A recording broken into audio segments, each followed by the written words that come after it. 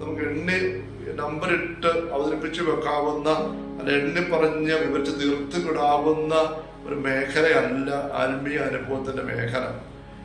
ഭൗതികമായ മേഖലകളിൽ പോലും നമുക്ക് എന്തുമാത്രം വിശാലമായ കാര്യങ്ങളാണ്.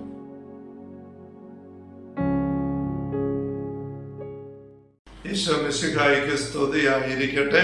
ഇതിലേറ്റ സ്നേഹിക്കപ്പെട്ട സഹോദരരെ, ആഭ്യന്തര കർമ്മീയ ആത്മീയതയുടെ 255 സെഷനാണല്ലോ ഇത്. ഉപസംഹാരത്തെ കുറിച്ചുള്ള രണ്ടാമത്തെ വിചിന്തനവും. Hallelujah, hallelujah. ഈ ഒരു സെഷനോടുകൂടി നമ്മൾ ആഭ്യന്തര കർമ്മീയ ആത്മീയതയുടെ പങ്കുവെക്കൽ പൂർത്തിയാവുകയാണ്. നല്ല ദൈവത്തിന് സ്തുതി ഉണ്ടായിരിക്കട്ടെ. മൂന്നാമത്തെ ഖണ്ഡിക ഉപസംഹാരത്തിനകത്ത് 7 സദനങ്ങളെ കുറിച്ച് മാത്രമേ ഞാനിവിടെ പ്രതിപാദിച്ചുള്ളൂവെങ്കിലും ഇവ ഓരോന്നിലും താഴെയും മുകളിലും പാർശ്വങ്ങളിലുമായി അനേകം ഉപശാലകൾ കാണാവുന്നതാണ്. ഇത് ആരംഭത്തിൽ നമ്മൾ പറഞ്ഞിരുന്നു. 7 സദനത്തിലായിട്ടാണ് ഈ ആഭ്യന്തര ആത്മീയതയുടെ ഈ ആന്തരിക അനുഭവത്തെ അമൃതസ് അവതരിപ്പിക്കുന്നതെങ്കിലും 7 അല്ല. ഓരോ സദനത്തിനകത്ത് പിന്നെയും താഴെയും മുകളിലും സൈഡിലും എല്ലാം ഒരുപാട് സ്ഥലങ്ങൾ വേറെയുണ്ട്. കാരണം അതുപോലെ വലിയൊരു നമുക്ക് നമ്പറിട്ട് അവതരിപ്പിച്ച് വെക്കാവുന്ന, അല്ല എണ്ണി പറഞ്ഞ് വിവരിച്ച് തീർത്ത് വിടാവുന്ന ഒരു മേഖലയല്ല ആത്മീയ അനുഭവത്തിന്റെ മേഖല. ഭൗതികമായ മേഖലകളിൽ പോലും നമുക്ക് എന്തുമാത്രം വിശാലമായ കാര്യങ്ങളാണ്. ഒരു വലിയ സൂപ്പർ മാർക്കറ്റ് മാള്, അതിനകത്ത് പോയി നമുക്ക് കയറിച്ചത് നമുക്കൊരു എത്തുപിടി കിട്ടിയാണ്. അതിൽ എന്തുമാത്രം നിലകളാണ്, എത്ര മുറികളാണ്, എന്തുമാത്രം ഡിപ്പാർട്ട്മെന്റുകളുടെ പ്രസ്ഥാനങ്ങൾ, അങ്ങനെയല്ല. നമുക്ക് ഭൗതികമായ ഒരു കെട്ടിടത്തിന്റെ, ഒരു വലിയ കെട്ടിടത്തിന്റെ ഉള്ളറ പോലും നമുക്ക് തിരിയുന്നില്ല എങ്കിലും ആത്മീയ ജീവിതത്തിന്റെ അനന്തമായ ഈ ഹർമ്മ്യത്തിന്റെ സദനങ്ങള്, ഉള്ളറകള് ഒരു തരത്തിലും അത് പൂർത്തീകരിച്ച് അല്ലെങ്കിൽ മനസ്സിലാക്കി തീർക്കാൻ പറ്റിയല്ല. പ്രദേശം വളരെ ലളിതമായ രീതിയിൽ നമുക്ക് മനസ്സിലാക്കുന്ന രീതിയിൽ അത് പറയാൻ നോക്കിയപ്പം ദൈവം കാണിച്ചു കൊടുത്തൊരു ആശയമാണ് 7 സദനങ്ങൾ. അതുകൊണ്ട് ഇത് ഒത്തിരി അകത്ത് മുകളിലും താഴെ എല്ലാം 7 സ്ഥലങ്ങളെ കുറിച്ച് മാത്രമേ എന്നോട് പ്രതിപാദിച്ചിട്ടുള്ളൂവെങ്കിലും ഇവ ഓരോന്നിലും താഴെയും മുകളിലും പാർശ്വങ്ങളിലുമായി അനേകം ഉപശാലകൾ കാണാവുന്നതാണ്. അവിടെയുള്ള മനോജ്ഞമായ ഉപവനങ്ങളും അവയിലെ സ്രോതസ്സുനികൾ മുതലായ ഹൃദയാമർജക ദൃശ്യങ്ങളും നിങ്ങളെ പരമാനന്ദത്തിൽ ലയിപ്പിക്കുകയും അവയെല്ലാം തന്റെ ഛായയിലും സദൃശത്തിലും സൃഷ്ടിച്ച സർവശക്തനായ ദൈവത്തിന്റെ സ്തുതികൾ പ്രകീർത്തിക്കുന്നതിനായി നിങ്ങൾ ആയുസ് മുഴുവനും അർപ്പിക്കുകയും ചെയ്യും. അവിടെ നമ്മൾ അനുഭവിക്കാൻ പോകുന്ന കാര്യങ്ങൾ ഇതുപോലെ ഒന്നും അല്ല. ഒരുപാട് കയറി ചെല്ലുമ്പം അപ്പസ്തലനൊക്കെ പറയുന്ന പോലെ കണ്ണുകൾ കണ്ടിട്ടില്ല, കാതുകൾ കേട്ടിട്ടില്ല, മനുഷ്യ ഹൃദയം അനുഭവിച്ചിട്ടില്ല, ആസ്വദിച്ചിട്ടില്ല അവനീയമായ കാര്യങ്ങൾ എന്ന് പറയുന്ന പോലെയുള്ള ഒരു പങ്കുവെക്കലാണ് അമൃതസ് നൽകുന്നത്. നമ്മുടെ കർത്താവിനെ അല്പം കൂടി അറിയുവാൻ ഉപകരിക്കുന്നതായി എന്തെങ്കിലും ഈ ഗ്രന്ഥത്തിൽ കാണുന്നെങ്കിൽ അവിടെ തന്നെയാണ് അത് നിങ്ങൾക്ക് പറഞ്ഞു തരുന്നതെന്ന് ദൃഢമായി വിശ്വസിച്ചുകൊള്ളുക. ഇതിലെ ന്യൂനതകൾ എന്റെ സ്വന്തമെന്ന് ഞാൻ സമ്മതിക്കുകയും ചെയ്യുന്നു. അപ്പൊ ഇതിനകത്തുള്ള എന്തെങ്കിലും നിങ്ങൾക്ക് മെച്ചപ്പെടുത്താൻ കേട്ടിട്ടുണ്ടെങ്കിൽ കർത്താവ് തന്നെ നിങ്ങൾക്ക് പറഞ്ഞതാണ്. എന്തെങ്കിലും കുറവും പോരായ്മയും ഉണ്ട്, അത് എന്റെ വകയാണ്. എത്രയോ വിശുദ്ധർ അങ്ങനെ തന്നെ പങ്കുവെക്കണം. നമുക്കും അങ്ങനെ ചിന്ത ആഴപ്പെട്ട് പറഞ്ഞ എളിമയുടെ മനോഭാവമാണ്. നമ്മൾ ചെയ്യുന്ന വലിയ വലിയ കാര്യങ്ങൾ, അത് നമ്മൾ വിചാരിക്കുന്ന കാര്യങ്ങളിലെ നന്മയും നേട്ടവും വിജയവും കൃപാവര സമൃദ്ധി അല്ല, വിജയ സമൃദ്ധി അല്ല, അവിടുത്തെ കൃപാവരത്തിന്റെ ഫലമാണ്. അവിടെ വരുന്ന പോരായ്മ, വീഴ്ചകള്, ചോർച്ചകള് നമ്മുടെ കയ്യിലിരിപ്പും നമ്മുടെ കുരുത്തക്കേടും ആത്മാർത്ഥയില്ലായ്മയും പുണ്യമില്ലായ്മയും അവിശ്വാസം കൂടെ ഉണ്ടാകുന്നതാണ്. ആ ഒരു കാഴ്ചപ്പാട് നമുക്ക് എപ്പോഴും ഉണ്ടാവണം. ഉണ്ടായിരുന്നു. 4-ാമത്തെ ഖണ്ഡിക, എന്റെ ദൈവമായ കർത്താവിന്റെ സേവനത്തിൽ അല്പമെങ്കിലും സഹായം എന്റെ പക്ഷത്തു നിന്നും നിങ്ങൾക്ക് ചെയ്യുവാൻ എനിക്കുള്ള അതിയായ ആഗ്രഹത്തെ പ്രതി എന്റെ പേരിൽ തന്നെ സവിനയം ഞാൻ നിങ്ങളോട് അപേക്ഷിക്കുന്നു. ഈ പുസ്തകം വായിക്കുമ്പോഴൊക്കെയും നിങ്ങൾ അവിടത്തേക്ക് വളരെയധികം സ്തുതികൾ അർപ്പിക്കുകയും എന്നെപ്പറ്റി ചിന്തിക്കേണ്ട, അമൃത പറയാണ്, എന്നെപ്പറ്റി എല്ലാവരും ചിന്തിക്കണം. പുസ്തകം വായിക്കുമ്പോൾ അവിടുത്തെ സ്തുതിക്കണം, അവിടുത്തെ നന്മ ഓർക്കണം, അവിടെ നമ്മൾ എന്തുമാത്രം സ്നേഹിക്കുന്നത് മനസ്സിലാക്കണം. അതാ ചിന്തിക്കേണ്ടത്. അവിടത്തേക്ക് നിങ്ങൾ പുസ്തകം വായിക്കുമ്പോഴെല്ലാം നിങ്ങൾ അവിടത്തേക്ക് വളരെയധികം സ്തുതികൾ അർപ്പിക്കുകയും തിരുസഭയുടെ വളർച്ചയ്ക്കും ലൂഥറന്മാരുടെ പ്രകാശത്തിനും വേണ്ടി പ്രാർത്ഥിക്കുകയും ചെയ്യണമെന്ന് ഞാൻ ആവശ്യപ്പെടുന്നു. തിരുസഭ വളർച്ചയ്ക്ക് വേണ്ടി പ്രാർത്ഥിക്കണം. ലൂഥറന്മാരുടെ പ്രകാശത്തിന് വേണ്ടി, അന്ന് മദ്രസയുടെ കാലഘട്ടത്തിലുള്ള വലിയൊരു വിഷയമാണ്. മാർട്ടിൻ ലൂഥർ കിങ് ഒക്കെ പ്രൊട്ടസ്റ്റന്റ് വിപ്ലവമായിട്ട് നീങ്ങിയിട്ട് സഭയോട് ഭിന്നിച്ച് മാറിപ്പോകുന്ന വലിയൊരു നൊമ്പരത്തിന്റെ പശ്ചാത്തലമുണ്ട്. അപ്പൊ കാലഘട്ടത്തിന്റെ വെല്ലുവിളികളെ സഭയ്ക്ക് നേരിടുവാൻ സാധിക്കും പ്രാർത്ഥിക്കുക എന്നതിന്റെ അർത്ഥം. ഇന്ന് നമ്മൾ ചിന്തിക്കുമ്പോൾ സഭയ്ക്ക് വേണ്ടി പ്രാർത്ഥിക്കണം, ദൈവം നന്ദി പറയണം, സഭയ്ക്ക് വേണ്ടി പ്രാർത്ഥിക്കണം. സഭ ഇന്ന് ഈ കാലഘട്ടത്തിൽ പ്രത്യേകമായിട്ട് അഭിമുഖീകരിക്കുന്ന വിഷയങ്ങളിൽ ദൈവത്തിന്റെ ശക്തി നിറഞ്ഞ് വിജയം വരിക്കുവാൻ, തിന്മ കെട്ടുപോകാൻ വേണ്ടി പ്രാർത്ഥിക്കണം. അതാ മദ്രസ പറയുന്നത് നമുക്ക് ഇന്ന് മനസ്സിലാക്കാൻ പറ്റുന്നത്. വീണ്ടും പാപപ്രതിയും ശുദ്ധീകരണ സ്ഥലത്തു നിന്നുള്ള മോചനവും എനിക്ക് കിട്ടുന്നതിന് വേണ്ടിയിട്ടും പ്രാർത്ഥിക്കാൻ നിങ്ങൾ വിസ്മരിക്കരുത്. പാപപ്രതി, ശുദ്ധീകരണ മോചനം. 7-ാം സദനത്തില് ദൈവത്തോട് ചേർന്നായിരിക്കുന്ന ഒരു വിശുദ്ധ മരിച്ചു കഴിഞ്ഞാൽ ശുദ്ധീകരണ സ്ഥലത്തിന്റെ ചെറിയ കാഴ്ച പോലും ഉണ്ടാവാതെ സ്വർഗത്തിലേക്ക് പോകുമെന്ന് ഉറപ്പാണ്. അമദ്രസ ശരീരം അഴിയാതിരുന്ന് നമുക്കറിയാം. അതുപോലെ വലിയ വിശുദ്ധയാണ്. പക്ഷെ അവര് തന്നെ പറ്റി ചിന്തിക്കുന്നത് നമ്മൾ ഈ ദിവസങ്ങളെല്ലാം കണ്ടു. എത്ര താഴ്മയോട് കൂടിയാണ്. എനിക്ക് പാവപ്രതി കിട്ടണം, ശുദ്ധീകരണ സ്ഥലം എനിക്ക് അത്ര മോചനം കിട്ടണം, വേണ്ടി പ്രാർത്ഥിക്കണം, നിങ്ങൾക്ക് പ്രാർത്ഥിക്കണം.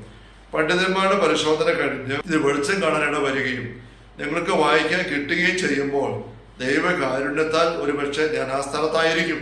ആ സ്ഥലം എന്ന് പറയുന്നത് ശുദ്ധീകരണ സ്ഥലമല്ല, സ്വർഗസ്ഥലം തന്നെയാണ്. കാരണം ദൈവകാരുണ്യത്താൽ ഞാൻ എത്തിപ്പെടാൻ സ്ഥലം സ്വർഗമാണ്. എൻ്റെ ജീവിതത്തിന്റെ കുറവുകളാൽ ഞാൻ എത്തിപ്പെടാൻ പോകുന്ന സ്ഥലം ശുദ്ധീകരണ സ്ഥലമാണ്. അപ്പൊ ദൈവകാരുണ്യത്തെ ഞാൻ ആ സ്ഥലത്തെത്തി സ്വർഗത്തിലെത്തും. നിങ്ങൾ ഈ പുസ്തകം കൈ കിട്ടി വായിക്കാൻ എടുക്കുമ്പോഴേക്കും. അതിനു മുമ്പ് പണ്ഡിതന്മാർ, ദൈവശാസ്ത്രജ്ഞന്മാർ ഈ പുസ്തകം പരിശോധിച്ചിട്ട് അത് തിന്മയായിട്ടുള്ള ഭാഷന്റെ വിശ്വാസം വ്യക്തമായിട്ട് ഒന്നുമില്ല എന്ന് സാക്ഷ്യപ്പെടുത്തണം. അങ്ങനെ പരിശോധിച്ചിട്ട് ഇത് വെളിച്ചം കാണാൻ ഇട വന്നാൽ അവിടെ അവസ്ഥ എളുപ്പ കണ്ടോ. നമ്മൾ പലപ്പോഴും എന്തെങ്കിലും പറഞ്ഞു കഴിഞ്ഞാൽ, എഴുതി കഴിഞ്ഞാൽ, പഠിപ്പിച്ചു കഴിഞ്ഞാൽ അതാണ് ശരി, അതിന് വിരുദ്ധമായിട്ട് ആരും പറയാൻ പാടില്ല. അതിന് വിരുദ്ധമായിട്ട് മാർപ്പാപ്പ ചിന്തിച്ചാലും മെത്രാൻ ചിന്തിച്ചാലും അച്ഛന്മാർ ചിന്തിച്ചാൽ പഠിപ്പിച്ചാൽ അത് ശരിയല്ല എന്നുള്ള മനോഭാവം പല ആൾക്കാരും എടുക്കാറുള്ളത്. നവീകരണത്തിൽ വരുന്ന വ്യക്തികൾ സഭയുടെ ആ പോക്ക് ശരിയല്ല, മാർപ്പാപ്പ ആയാൾക്ക് ശരിയല്ല, അങ്ങനെ വിമർശനങ്ങളിലേക്ക് ഒരിക്കലും പോകാനായിട്ട് പാടില്ല. എന്തെങ്കിലും നിനക്ക് മനസ്സിലാകുന്നില്ലെങ്കിൽ നിനക്ക് മനസ്സിലാകുന്നതിന് സമ്മതിക്കുക. അതുപോലെ വിശ്വാസ വിരുദ്ധമാണ്, വചന വിരുദ്ധമാണ് തോന്നുന്നുണ്ടെങ്കിൽ ഒന്ന് പ്രാർത്ഥിക്കുക. അല്ലെ വിധിക്കാനോ വെറുക്കാനോ അകറ്റി വെക്കാനോ നമ്മൾ പോകരുത്. ഇവിടെ അമദ്രസ്യ എന്തുമാത്രം എളിമയോടുകൂടിയാണ്. പണ്ഡിതന്മാരുടെ പരിശോധന കഴിഞ്ഞ് ഇത് വെളിച്ചം ഇട വന്നാൽ ദൈവസ്തുതി ഉണ്ടാവട്ടെ. കൊച്ചുരേസ്യയുടെ അനുഭവത്തിൽ എഴുതാനായിട്ട് അധികം ആവശ്യപ്പെട്ട് കഴിഞ്ഞത് എഴുതി കഴിഞ്ഞുകൊണ്ട് മദർ കൊടുത്തു കഴിയുമ്പോൾ കൊച്ചു പറയുന്നതായിട്ട് അത് എഴുതുന്നുണ്ട്. അമ്മ ഇത് വായിച്ചു നോക്കുക, വായിക്കാൻ പറ്റുന്ന നേരം കിട്ടുമ്പോൾ എന്തെങ്കിലും ഉപകാരമുള്ളതുണ്ടെങ്കിൽ അമ്മ ഇത് ആൾക്കാർക്ക് കൊടുക്കുക, സൂക്ഷിക്കുക. ഇനി ഒരു ഉപകാരം ഇല്ലെങ്കിൽ അമ്മ കത്തിച്ചു കളഞ്ഞാലും എനിക്കൊരു പരാതിയില്ല. ഇനി അമ്മ ഇത് വായിക്കാതെ തന്നെ കത്തിച്ചു കളഞ്ഞാലും എനിക്ക് പരാതിയില്ല. കൊച്ചുരേസ്യ അമേരിക്കയിലിരിക്കുകയാണ്. ഇതാണ് വിശുദ്ധരുടെ മനോഭാവങ്ങൾ. അവരുടെ അഹം അതുപോലെ ശൂന്യമാണ്. നമ്മുടെ അഹം പലപ്പോഴും ഇങ്ങനെ നിറഞ്ഞ് ഞെളിഞ്ഞ് നിൽക്കുകയാണ്. അതുകൊണ്ട് നമ്മൾ ചെയ്യുന്ന കാര്യങ്ങൾ ആൾക്കാർ അറിയണം, അംഗീകരിക്കണം, പ്രോത്സാഹനം തരണം. തന്നിനെ പറ്റിയല്ല ഇങ്ങനെ ചിന്ത നമ്മൾ വല്ലാണ്ട് ഞെരുക്കുന്ന സഭ മുഴുവനിലും ഇതൊരു വലിയ കെണിയുടെ സാധനം വെക്കുന്നുണ്ട്. അവൻ തന്നെ ഉയർത്തുന്ന സാധാരണ ശൈലി നമുക്കറിയാമല്ലോ. അപ്പം ഞാൻ ആ സ്ഥലത്ത് ദൈവകരയിലെത്തും, സ്വർഗത്തിലും. ഇതിലെന്തെങ്കിലും തെറ്റുണ്ടെങ്കിൽ അത് എൻ്റെ അജ്ഞത കൊണ്ട് മാത്രമാണ്. അജ്ഞത കൊണ്ടാണ്, എൻ്റെ ദുശാഠ്യം കൊണ്ടല്ല, തെറ്റായി പഠിപ്പിക്കുന്നതുകൊണ്ടല്ല, എൻ്റെ അറിവില്ലായ്മ കൊണ്ട് എഴുതിപ്പോയത് എന്ത് തെറ്റുണ്ടെങ്കിലും. എല്ലാറ്റിലും വിശുദ്ധ റോമൻ കത്തോലിക്ക സഭയുടെ വിശ്വാസത്തിന് ഞാൻ കീഴ്വഴങ്ങുന്നു. അപ്പൊ എഴുതി വെച്ച കാര്യം എന്തെങ്കിലും വെട്ടിക്കളയണമെങ്കിലും വെട്ടിക്കളഞ്ഞു, തിരുത്തലൊക്കെ തിരുത്തിക്കും. അത് ഞാൻ മനഃപൂർവ്വം തെറ്റായി പഠിപ്പിക്കുന്നില്ല, അറിവില്ലായ്മ കൊണ്ട് അത് കുറിച്ച് പറയുന്നേ ഉള്ളത്. വെട്ടിക്കളയാം. കത്തോലിക്ക സഭയുടെ വിശ്വാസമാണ് എൻ്റെ വലുത്, എനിക്ക് വലുത്. ഞാൻ ആ സഭയുടെ അംഗമാണെന്ന് പ്രഖ്യാപിക്കുകയും അതിൽ തന്നെ ജീവിക്കാനും മരിക്കാനും നിശ്ചയിച്ചുറപ്പിക്കുകയും ചെയ്യുന്നു. ദൈവമായ നമ്മുടെ കർത്താവ് എന്നു സ്തുതിക്കപ്പെടുകയും വാഴ്ത്തപ്പെടുകയും ചെയ്യട്ടെ. ആമേൻ. സഭയോടുള്ള മദ്രസയുടെ വലിയ പ്രതിബദ്ധത, ആ സഭയുടെ കുഞ്ഞായിരിക്കുന്നതിനുള്ള അഭിമാനം, നിർബന്ധം, ഇത് നമ്മൾ കണ്ടുപിടിക്കേണ്ട കാര്യം തന്നെയാണ്. സഭയോട് എന്നും ചേർന്ന് പോകണം.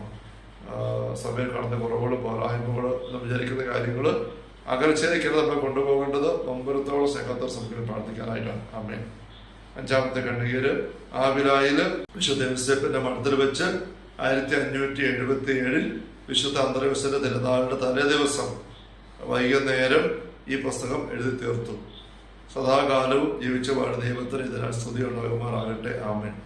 അത് അവസാനിപ്പിക്കുകയാണ്. അന്ത്രയോസിന്റെ തിരുനാള് നവംബർ 30 എൻ്റെ ഓർമ്മ അല്ലെ. അപ്പോൾ 1577 ജൂൺ 2-ാം തീയതിയാണ് അമദ്രസ എഴുതാൻ ആരംഭിച്ചത്.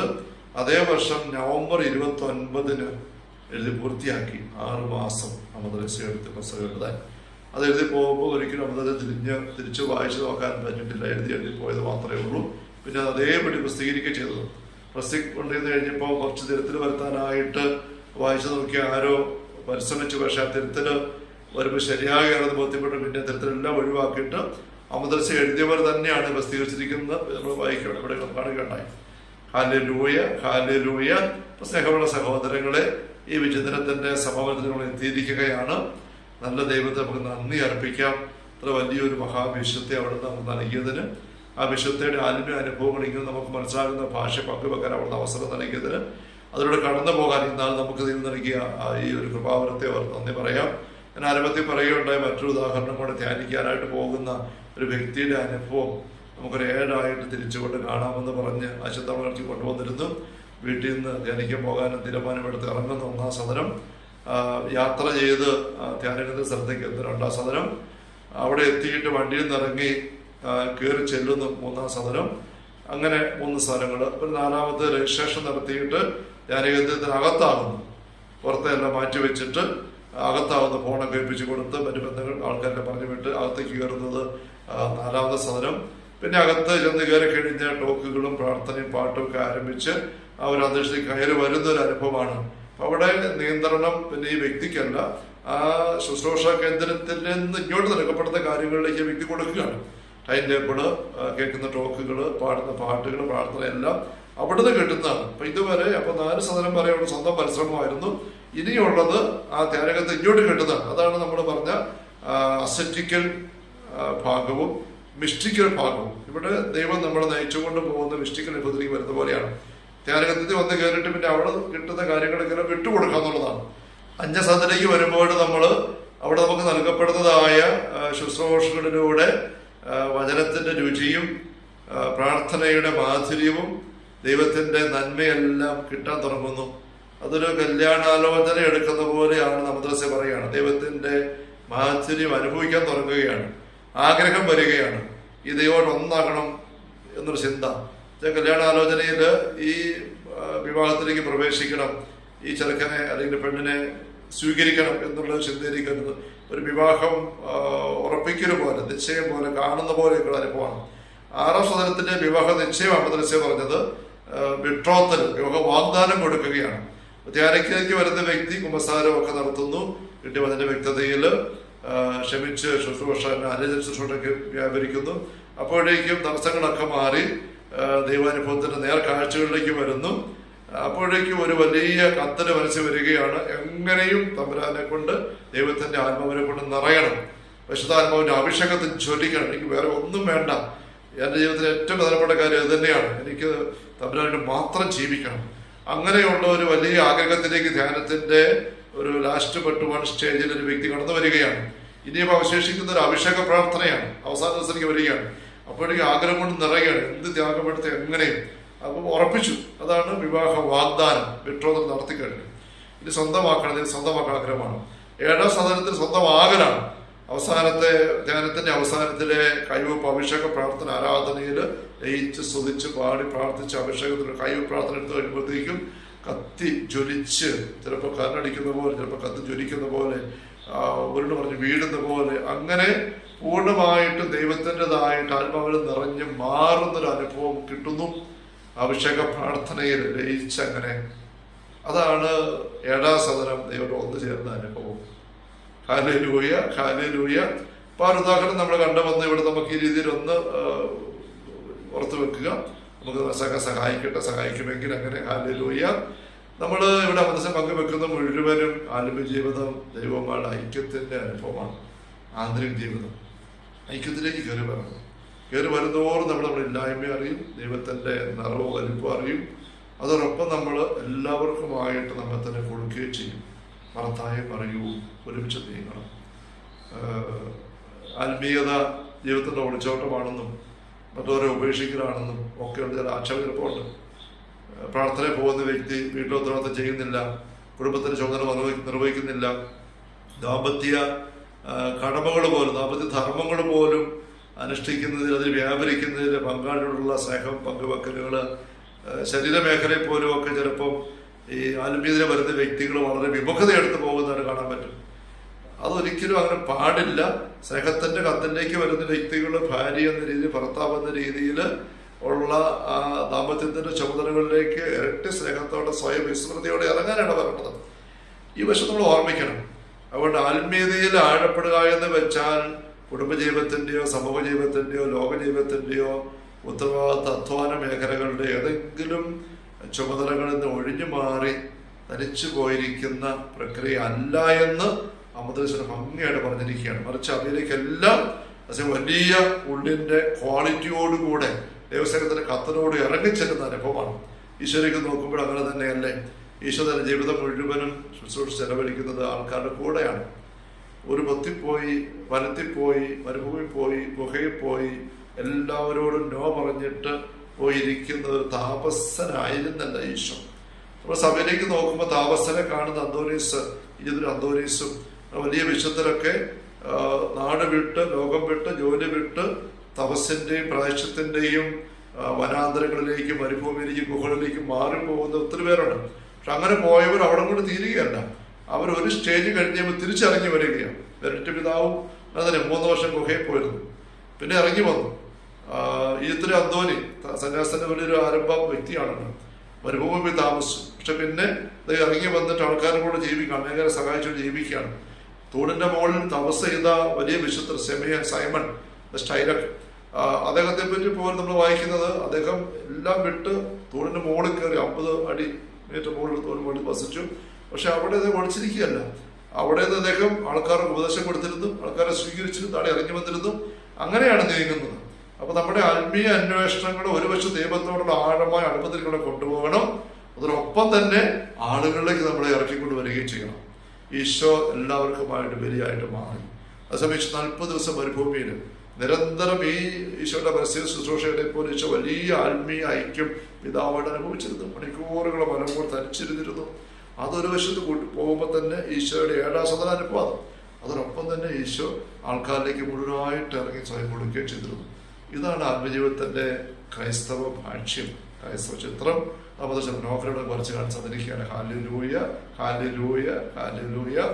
അമ്മ ശക്തമായ മാധ്യസ്ഥം വഴിയായിട്ട് നല്ല ദൈവം നമ്മളെയും ഈ ഒരു ആത്മീയതയുമായിട്ട് നടത്തട്ടെ. ഈ വിചിന്തനങ്ങൾ നമ്മൾ ഇടയ്ക്കിടയ്ക്ക് വീണ്ടും കേൾക്കണം. ഒന്ന് വൃത്തിയാക്കിയോട് നിർത്തരുത്. 1 വർഷം കഴിയുമ്പോഴോ 1 മാസം കഴിയുമ്പോഴോ വീണ്ടും 1 മുതലെടുത്ത് അതിന് ആഴപ്പെട്ടു പോകണം.